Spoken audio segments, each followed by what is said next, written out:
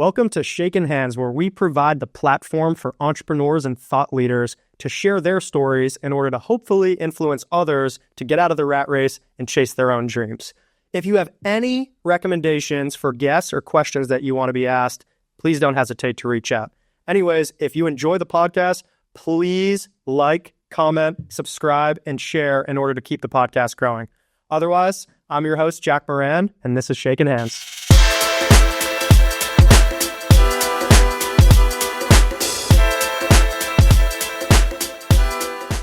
If you're looking for business mentorship, I have a place where you can get feedback on your unique personal development and business growth challenges.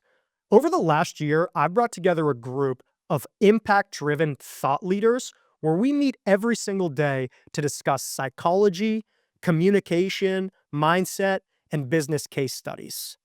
We have people who have made millions of dollars, lost millions of dollars, Harvard MBAs, and new entrepreneurs like you and I. Entrepreneurship can be lonely, so if you're looking for a support system, please follow the link in the description below for some more information. So I grew up on Long Island, so I grew up next to the ocean too. And that was a big thing for me. And I wound up moving next to Clear Creek River. So like the river's in my backyard and it's awesome. I'm like, okay, now I'm good. How long have you been in Denver for? Since 2020. Nice. What brought you here? Snowboarding. Oh, okay. I was going to ask if you skied. That was my next question. Yeah. I've worked remotely for so long and I was like, I can live anywhere. So like, what is like your gig? Like, what exactly do you do? Like, I looked at your Instagram a little bit, but Are we recording or like what? Am I prepping right now? No, prepping. Just rip it. Rip it. Okay. So I like to say that I help people who help people. Okay. And I have a marketing agency and I have a coaching consulting business as well. And then I run networking groups and I also am a published author. So I do a lot of different things. I honestly just love being able to live my life by design and create what makes me happy and being able to do it with people who I find to be really epic. Yeah, that's sick. Let's dissect that. So the first one is you coach people who coach people. Is that what you said? No, I help people who help people. I actually coach people in all different industries, which I think is what makes my coaching a little bit different because there is a lot of coaching. And I was in that world for a bit where I was just coaching coaches. But then the more I like spread out, the more joy I found in it because I like to be challenged. I truthfully got like a little bit bored when I was just like, okay, you have a coaching business and I love coaching businesses. Well, I was like, I felt like I was doing kind of the same thing over and over.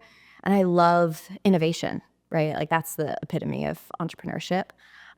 So I love helping service-based businesses specifically because I find that the people who have service-based businesses are really intentional on like what they do and who they're helping and how they're helping them.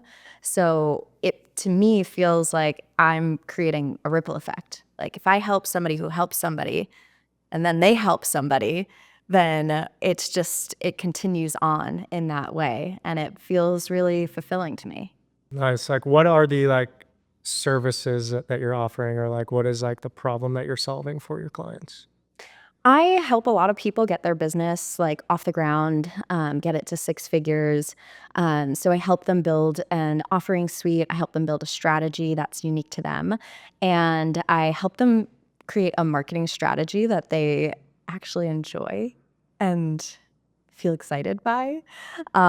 So like a good example is sometimes people come to me and they're like, well, everyone in my industry says I should do this and I should do that and I should do this. And basically what I get to do is like deconstruct it and figure out what makes them iconic and memorable rather than being this cookie cutter version of what everyone else in their industry is doing. So you'll take like any idea that they have or passion that they have and create a framework that they can monetize that with? Mm-hmm. So what does that process look like? Like if I come to you and I am passionate about surfing, which I am, No. how can I make money off that? Or Ooh, well, let's start a surf school.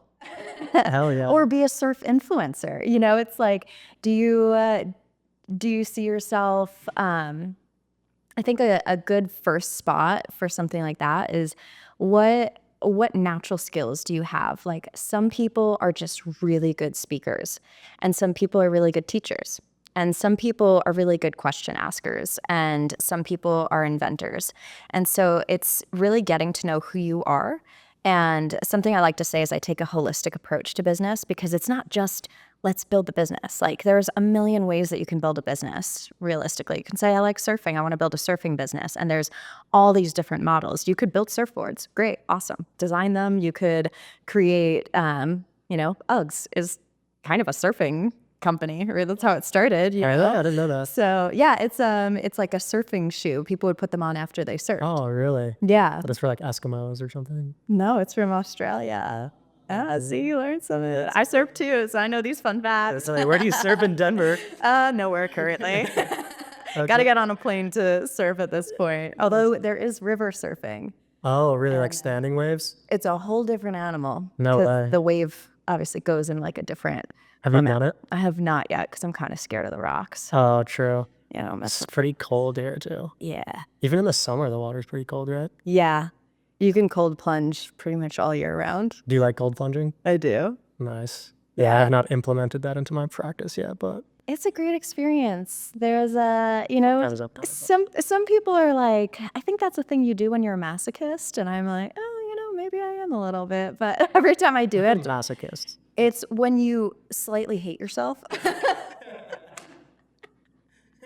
It's like when you do things that you're like, I hate this. This makes me miserable, but I get like a dopamine kick off of it. That's a masochist. Okay, I can be that a little bit. I like the punishment. I like to thrive in the pain a little bit.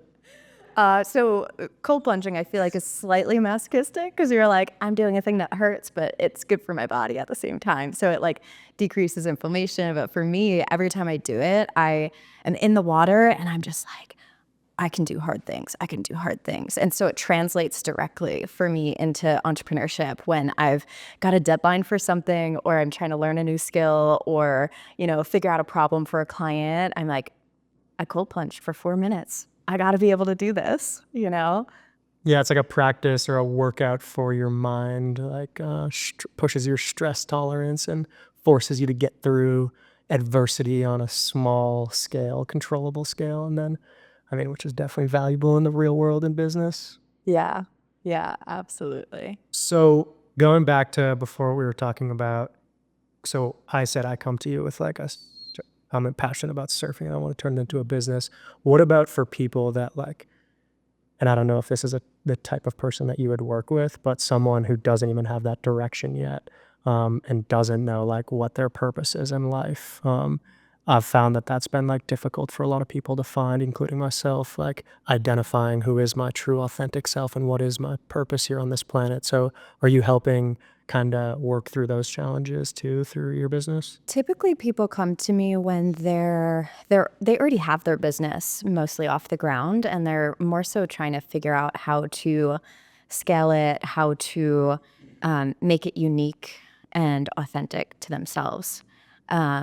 But I think in situations like that, that's where, there's that saying of your network is your net worth. And a big thing for me is building community. And so within my community, I have if somebody came to me for that, I'd be like, oh, I got this person over here who could help you find your purpose. I've got this person over here who could help you map out the beginning stages or incorporate your business.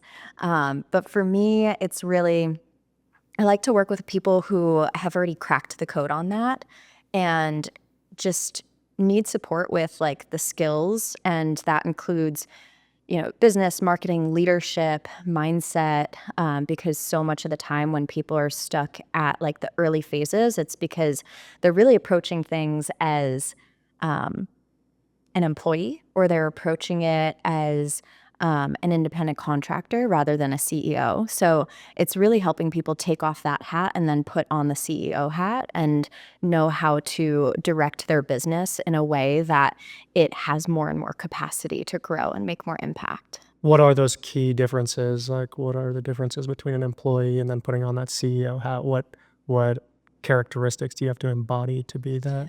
Oh gosh, that's such a good question. I think some of the symptoms, I would say, let's start there first. Like symptoms of you are approaching it as an employee or you're approaching it as an independent contractor is you're looking at your own schedule and figuring out how many clients you can take on within your own schedule. Um, when you shift into being a CEO, there's a really great book called 10X is Easier Than 2X. And he talks about how like 80% of your time needs to be either offloaded or, there needs to be a better system for that. And 20% of your time is actually the thing that's going to scale you to the next level. And when people are in more of this like employee, independent contractor, early phases of their business, oftentimes they're like chasing their tail. They're reinventing the wheel every time they do something rather than thinking, if I want to focus on the 20% of things that are going to help me scale, I'm going to create systems. I'm going to create SOPs. I'm going to hire somebody who can take over these things that are distracting me from either calling in more clients or delivering a better offer or service.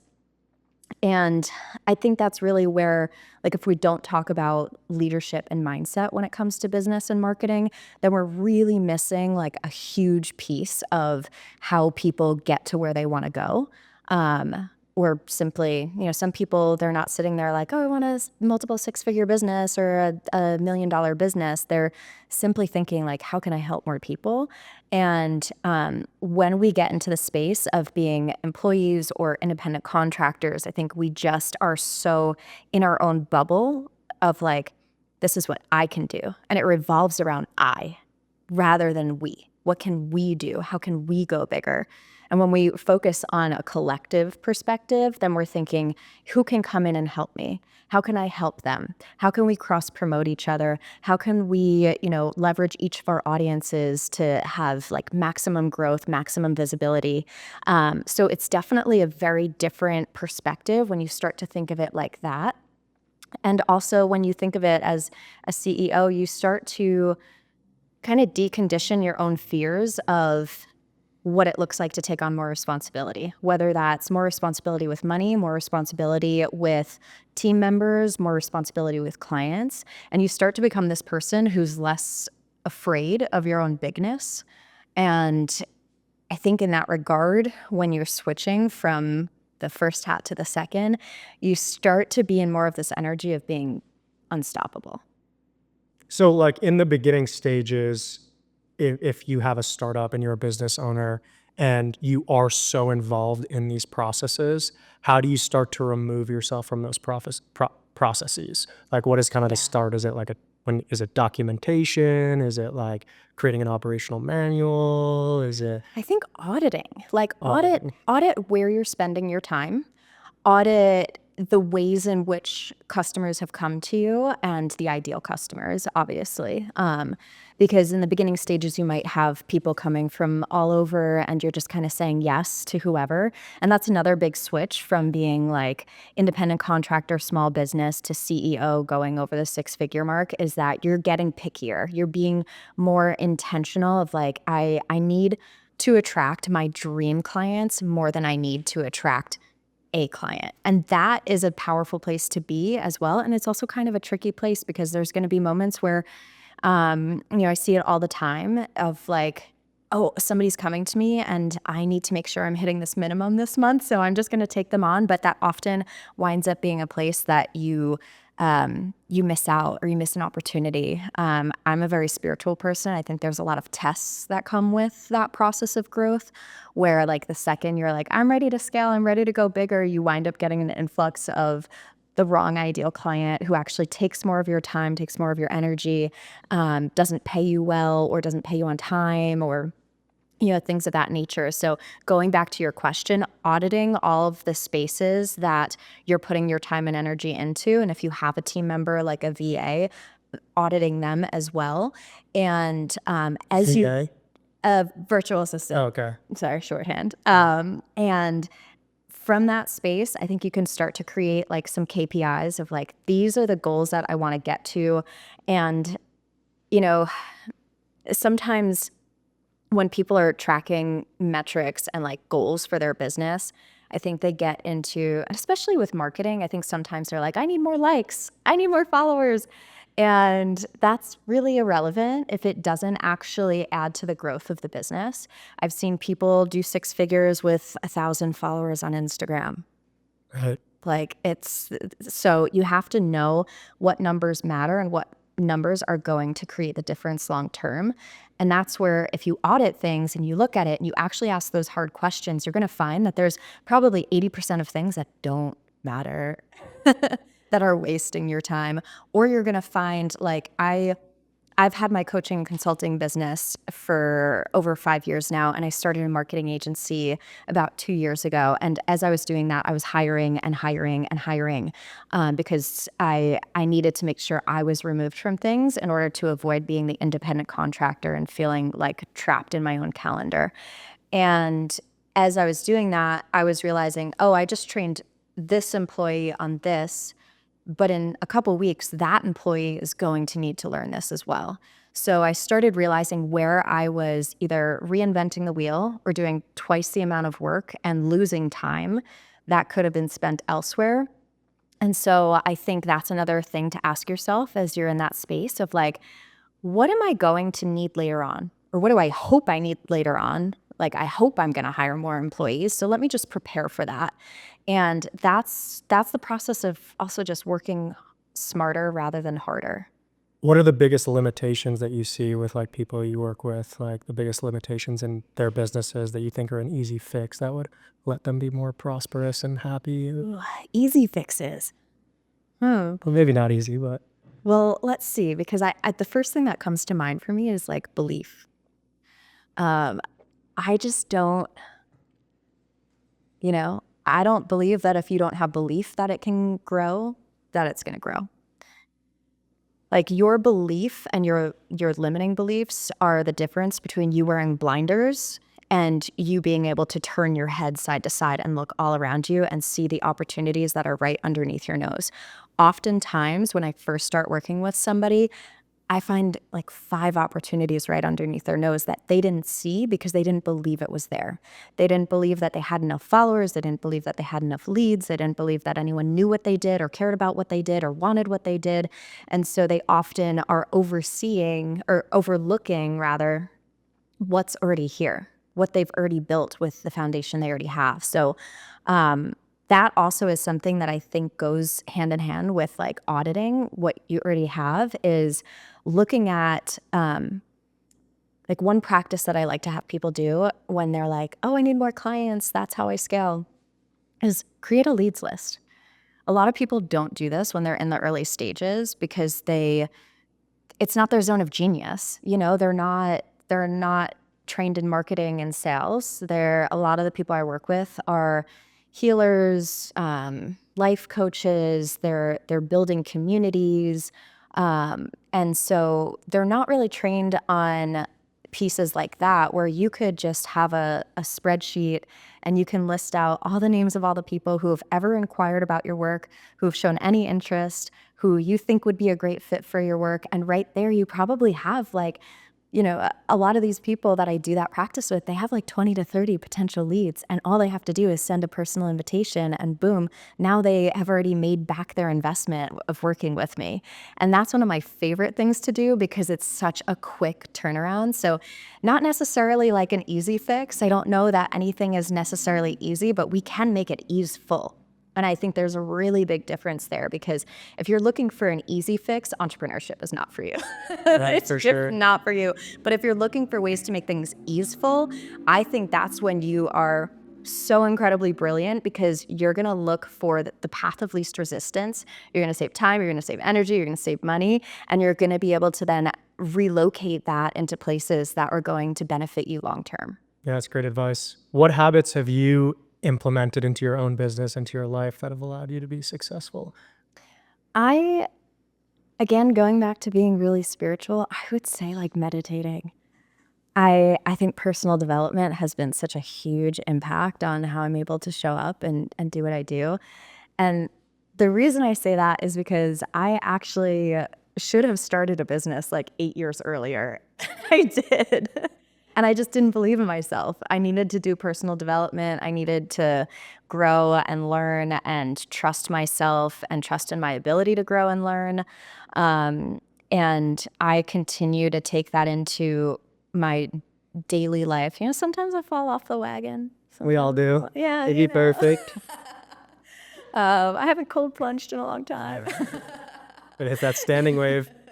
Just out the surfboard. I'm avoiding some of these things, but whenever I come home to like either working with a therapist, working with a coach, doing my own meditation practices or journaling or, any of that, like that stuff that we often in society think is like a waste of time, or maybe people wouldn't categorize it as a waste of time, but they think they don't have time for it. Not a priority. Yeah, exactly. They like don't prioritize these things, but that's the exact thing that's going to help you see the things you're not seeing. Because when we are too busy and we're moving too fast, it's like you're driving a race car. Like you're only looking where you're going and trying to avoid hitting other cars. That's not sustainable. And I'm not in business just to make a bunch of money or anything like that. I'm in business because I want to live a really good life. I want to be able to tell a really cool story to my grandkids. I don't believe that you should be wearing your busyness as a badge of honor. And I think that if you're not reflecting and slowing down in order to see what is hard to see when you're racing around, then you're going to miss out on a lot of opportunities and a lot of life. So if I'm someone that feels like I have incongruence in my life and I'm not embodying a happy life that I want to live, and I want to make this change and start doing personal development and start like taking control of my life, where would you say that I should start? Like, is it meditation or is it some other practice? Where do I jump in? How do I dip my toes in? Yeah. So I have a number of trainings in meditation, and I have a lot of experience teaching people meditation. And with that, I will say a lot of people have a hard time getting into meditation. Also because there's a myth that you're supposed to sit down and not think about anything. Honestly, I'd start with therapy. I think that's a great baseline. Just getting a space that you can talk about things and a safe space that you don't have to worry about the identity that people assume you're still living. When you decide to change your life, you might lose friends. You might need to find a new environment. You might need to find new spaces to talk about who you're becoming, because other people will very naturally project things onto you in order to keep you the same. And sometimes that's because it keeps them comfortable. And sometimes that's because they are just so attached to who you are and they're afraid, or they're afraid for you. I know when I started my business and I was on, the path of personal development, my family initially was like, "No, it's dangerous. Don't do it. It's scary." And it slowed me down a bit until I started realizing that they were really just loving me, and that's how they knew how to love me. So I would say get into new spaces where people also align with this. Go to yoga. You're going to walk into a room of people who care about their health and well-being, or go to a gym that maybe takes more of a holistic perspective. And I say that specifically because there are gyms where the environment is maybe more focused on looks than it is on feeling good.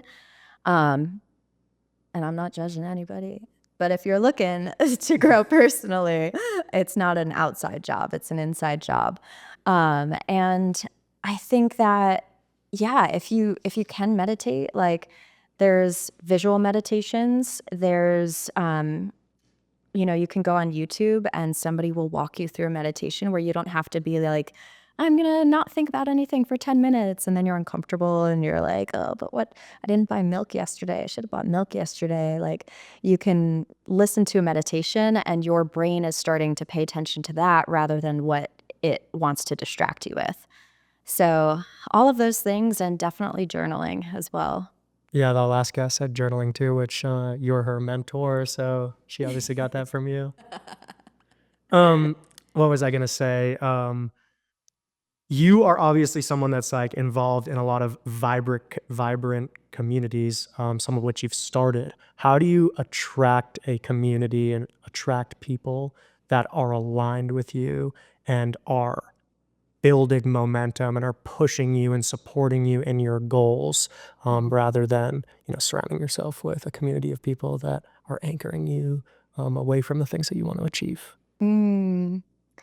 So PSA, I already told you, but just for whoever's listening, I am a New Yorker, so this might get a little spicy. Okay, let's go. And I think it's good to get a little spicy on things like this because um, if anyone who's listening knows Ayurveda, it's a sister science of yoga. It's the medical system of it. And they look at things through the perspective of the elements. So when we think about making transformation, the element that creates the most transformation is fire. And so you might need to tap into some fire for yourself, meaning, fire may translate into boundaries. It may translate into luminosity, like showing up in your highest light and being really vibrant. When I moved to Colorado from New York, I had to really tap into that more because I didn't really know anybody. I knew like two people, and I signed up for this gym called ApeCo. It's an Edo Portal gym, and it's super cool if you're in the area. There's a number of gyms around the country. I highly recommend. But something that I would always say to myself before I walked in the door was, everyone's a friend you haven't met yet. And I say that at networking. I host monthly networking events, and there's like 75 signups for it. There's a huge room of people, and I was always super shy. Like, I was not a talker. I had a lot of anxiety, and so I love inviting people into that perspective of everyone's a friend you haven't met yet.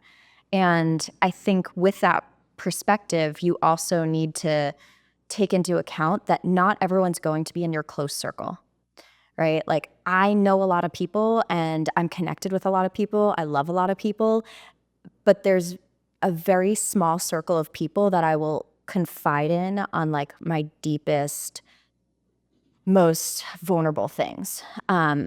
I don't tell everyone my highest aspirations or my goals, because I think it's important to also keep some things close to your chest when you need to, right? Because of that piece that people will often unconsciously pressure you to keep them comfortable.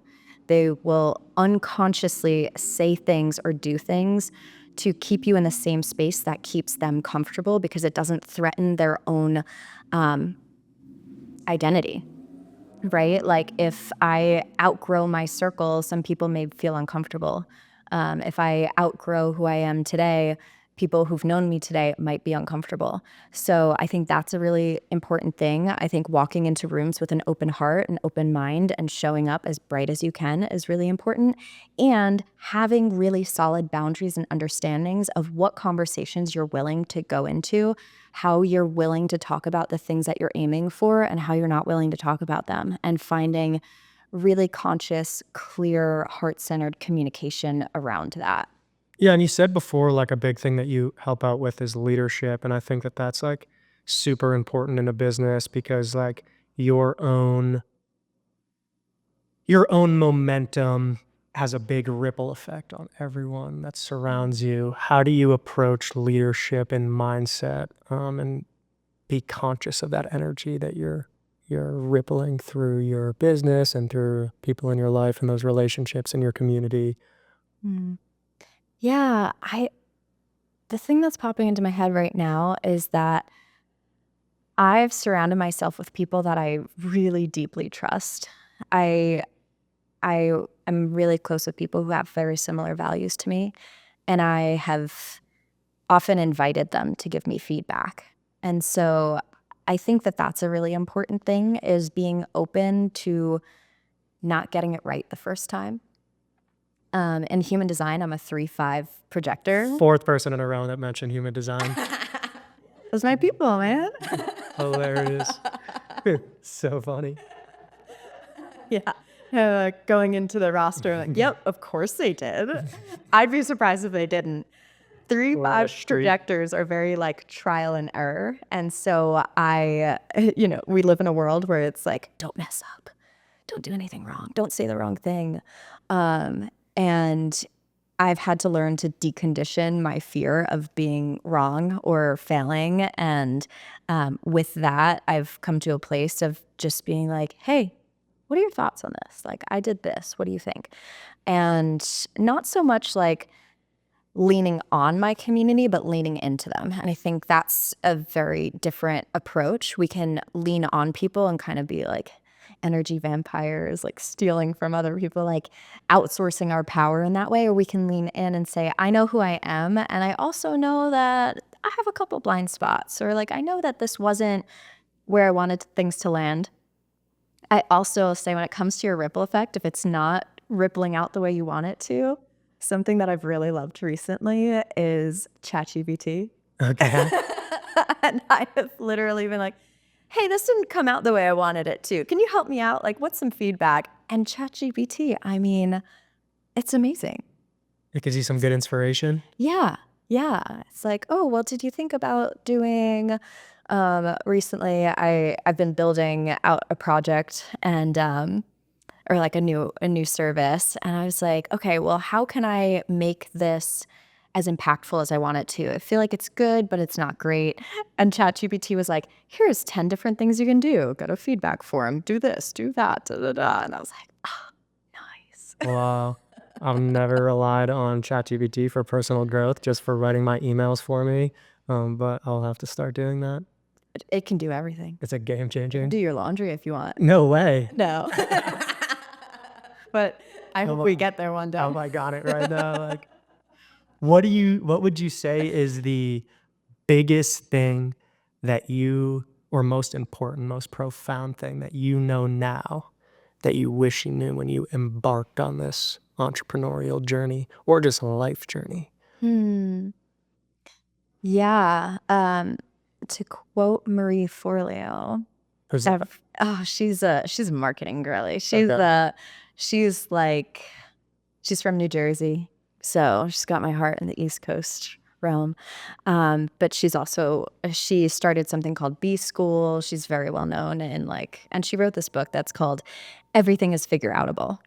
And Love I that. love it. You're right. It's so good.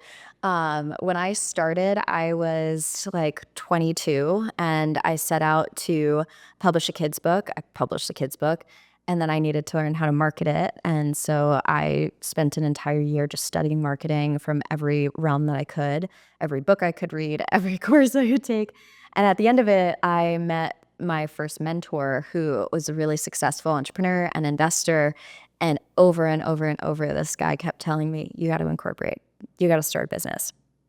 And I just didn't believe in myself. I didn't believe I could figure out how to start a business, how to run a business. And if I could go back to that version of myself, I'd just tell her, like, it's all figure outable. Like, just do it and you'll figure it out along the way. Yeah, that's been a repeated theme on this podcast that entrepreneurs say is stop waiting, just get started, because you're going to figure out everything. I mean, when you really pick apart like what an entrepreneur is, we find problems and we find solutions. And sometimes it's hard to see ourselves really well. And I think that's true for the majority of humans, minus like the part of the population that's a narcissist. If you can't see yourself because you have a mental disorder, that's a different thing. But most people have a really hard time seeing themselves. And I think that they forget, like, you're literally on this planet to find solutions, to innovate, to create. And so if you don't figure it out the perfect way the first time, all you're going to do is look at that and see this is where it fell short and this is how it can be elevated and more efficient and make more impact. So what do you really have to lose other than parts of your ego that are kind of talking shit to you? Like, okay, good riddance. Yeah. And I think that perspective shift is really important for people. Yeah, it's great advice. And usually that's like one of my last questions that I'd ask, but that just reminded me of something that I wanted to ask you about. So I'll backpedal a little bit.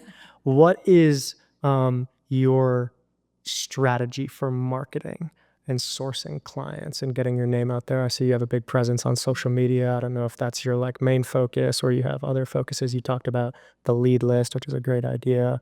But that's a major difficulty for a lot of people is putting themselves out there and selling and sourcing clients and building relationships. What's your approach? Ooh, my personal approach.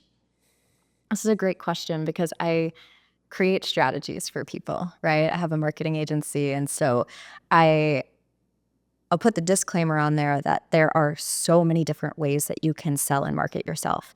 You can go on TikTok, you can do mailers, you can do ads, you can do, there's just so much out there. And I think for me, going into my own marketing, I already knew I love Instagram. I have a great time there. We have a great relationship. So why would I not lean into that space? Um, I've used Facebook on and off as an organic marketing platform. I really haven't done too much ads for myself because I do really well organically.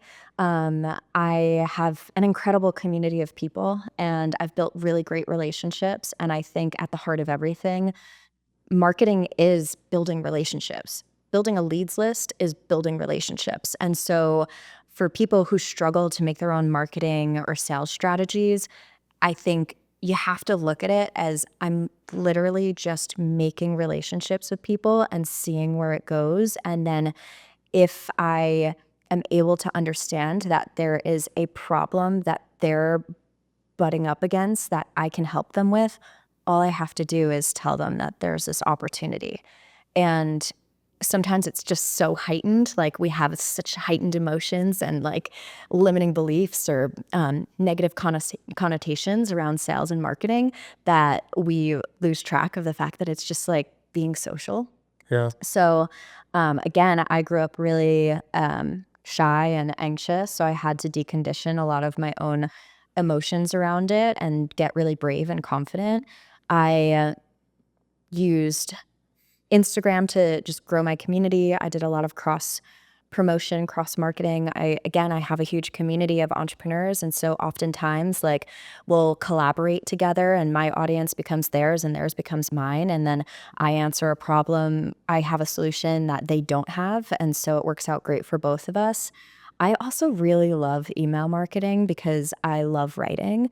And I love, supporting the people in my community. So I have a number of really trusted referrals who our businesses complement one another. And one thing I'll say about that, and I think that maybe that's a good place to leave it, is if you are looking to cross promote or you're looking to build referrals who can send you clients and you can send them clients, one thing to think is like, who is my dream client working with before they work with me? For me, that might be like the purpose coach, the person who's helping them understand their purpose and get their business started. Um, and then who might they be working with after me? Because the company that's after me is probably still bringing in people who are not ready for those services and they need somewhere to send those people. And so I want to be that person, right? And so again, it comes back to relationships and knowing which ones to nurture and being really intentional about that. And remembering that your network is your net worth. So if you're building really great relationships, like you're not going to have a hard time doing sales. Yeah, I talk to my sales team about this a lot, and I think that being conscious of your intention is super important. Um, because a lot of them, when they get started with me, they're making cold calls to find business, and they have this responsibility and this weight of getting the sale. But people are very conscious of energy, and when you're approaching and making a first impression with a person, and your intention is transaction, they're gonna pick up on that, and it's like that feeling that you get when you're walking through the mall minding your own business and someone from a kiosk like pressures you into listening to them. It's really not a good way to approach sourcing clients and building relationships. But if you change your intention to, I tell them a lot of times, like, make your intention that on every single call you're going to have fun. So if that is the I love that. first box that you're going to check, on that sales call, you're going to communicate a much different energy to that person. And eventually that business, because you've built a rapport with a person, because you're having fun, because you're giving off a good energy, may lead to a sale. And then also having the non-negotiables, like in the values, it's like you don't have to work with every single person. And when you are filtering based on values of people that you want to work with, again, it's going to communicate a much different energy to that person, because you're elevating your value by saying like, I'm not going to negotiate on my values. I'm only going to work with people that embody these 5 things, which might be that they're trying to have an impact, or they, are trying to help people as well, or whatever. So that energy that you're communicating is going to have a big impact on that first impression, and then that relationship, which will eventually lead to the business. So being conscious of that intention, I think, is pretty important in sales. Absolutely. I just thought of 5 other things I could say, but I know we're good. we have another visit to Denver. We got some time, right, Sam? Yeah, keep going, rip it up. Yeah. What are your 5 things? Well, one of the things that makes me think of, and I also, this is one of my favorite things to share with people when they are really starting to look at their marketing and sales, is that there are buyer types and there's seller types. And I think the most important thing to do is know the buyer types and know which buyers are really in your community.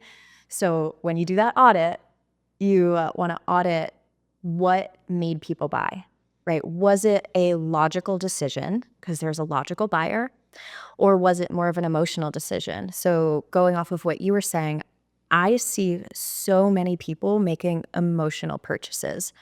I see people who feel moved and they're an immediate yes. They don't even know the details, right? And so often those are the people who, if you speak to them and you speak to them right, they don't need this huge journey of getting to know you, getting to know the offer. They're just like, I know it's going to help me, and I know I feel good here, and that's what I value. And with that intention that you sell with, people want to know that you're behind the thing that you're selling, that you care about it. Like I couldn't necessarily, I'm good at sales, but I couldn't necessarily go and sell something that I don't care about or that I don't believe somebody needs. And I say that to people when I have sales calls as well. If I feel like it's not the right fit for them, I tell them, because I can't get behind it. And if I can't get behind the offer, then I don't want to sell it. And I don't think I really could, because I don't have the heart to do that. And so people who are kind of struggling with like selling and marketing, like make sure that your offers are something that you're so excited about. And so whether you're a year or 2 years or a month into your business, if you look at your offering suite and you're not like, oh, hell yeah, then you need to work on your offering suite before you work on your marketing and sales. I agree with that completely. Like, the passion is so important. And if, again, people are picking up on that energy, you can't fake that authenticity. And I'll say this again to like my sales team. It's like, you might be able to make a bunch of money here, but if you are not passionate about it, it's going to be very difficult to be successful. So the first step is finding something that you're passionate about, that you care about, because when you find that thing, it's going to be a lot easier for you to sell it, because you're actually passionate about it, and people are going to feel that energy and they're going to resonate with it, and you're going to have influence because you're being a leader, and you're again, like, keep going back to that, but like pushing that energy. So it's like, I think that people kind of look at it upside down. They look at the money first, and so many problems come with that. But if you like go to the personal development and what inspires you and what, gets you excited every single day, and then pick like your career based on that and like what you're going to do every single day, the end result, the byproduct, typically ends up being money. And maybe it's not money, it's like, maybe you don't make a lot of money with what you do, but you're able to sustain and check the boxes that are an immediate need for you, and the money will get clouded and not be as much of a priority when your life is feeling so fulfilled and you're so happy because you're doing what you love to do. And like, that's what we hope to inspire through this podcast. Yeah. Yeah. It's a good thing to inspire. The world can be, it can have some really challenging moments. There's a lot of struggle out there, and it may seem like, oh, this is just my career and my profession, but I believe in that ripple effect. So if you're putting out good energy and you're happy with what you're doing, and it sounds cheesy, but like if you love what you do, you never work a day in your life. Like I For could work sure. on a Sunday and I'm working on something I love and I'm like, this is the best Sunday ever. Like you get to feel like that. And I think everyone has that potential. It's just putting in that like sweat equity into your business and into your goals with life in order to get to a place where you feel really good, and it is easy to do your sales, to do your marketing, to run your business, to whatever it is that you've got your eyes set on. What is your definition of success? What are you chasing after? Gosh, I would say that. I mean, just living a really good life. I think life is really short. I've had a lot of moments in my time here of like, ooh, might get wiped off. might not make it, God's plan. Bye-bye. Um, and I can laugh about it now, but all of those moments were really, really challenging and confronting. And they were moments where I was like, if I have like a couple months to live, am I going to be happy with it? Am I going to be satisfied? And those questions never came back to, yeah, I've got 6 figures in the bank. I'm good. Like I can die tomorrow. No, it was like, did the people around me know that I loved them? Did I use my time wisely?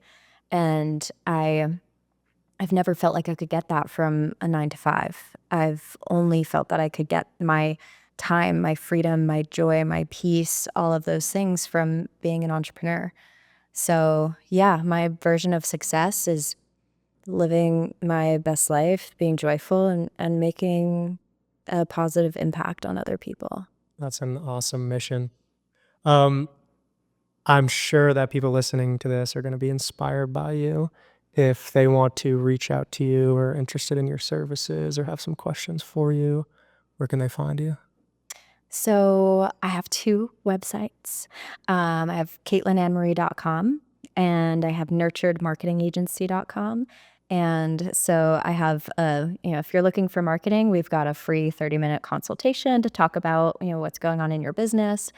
If you're looking for coaching, consulting, you can go onto my website, KatelynAnnemarie.com. But as I said, I love Instagram and I love keeping social media social. So if like anything popped out to you today, if you want to hear more about the business plan for the surf business that we just started in this podcast, if you wanna talk about, I don't know, Marie Forleo, whatever reference on here excited you, feel free to send me a message on Instagram. I am Katelyn Annemarie _ Annemarie has an E. It's sneaky. ANNEMARIE. I'm sure you'll pop that in the show notes, but Yeah, no, I can definitely attest to that. When I came to Denver, it was just before New Year's, and one of my New Year's resolutions is to be more intentional about my surroundings. I might have told you that before. But so I wanted to immediately start DMing some people that I thought were aligned with my goals and start getting into some communities that were aligned with, again, with my goals. And so I think you were one of the people that I DM'd and you put me in the entrepreneurship group, and we met all these great guests that we've had on the podcast. So I can definitely attest that you have a great network, unbelievable values, and are super helpful. So I appreciate all you did in my short time here in Denver. yeah, I'm so glad we got connected and were able to squeeze in a podcast. Yeah, Thanks likewise. for having me. Thanks for coming This on. is awesome. Yeah, appreciate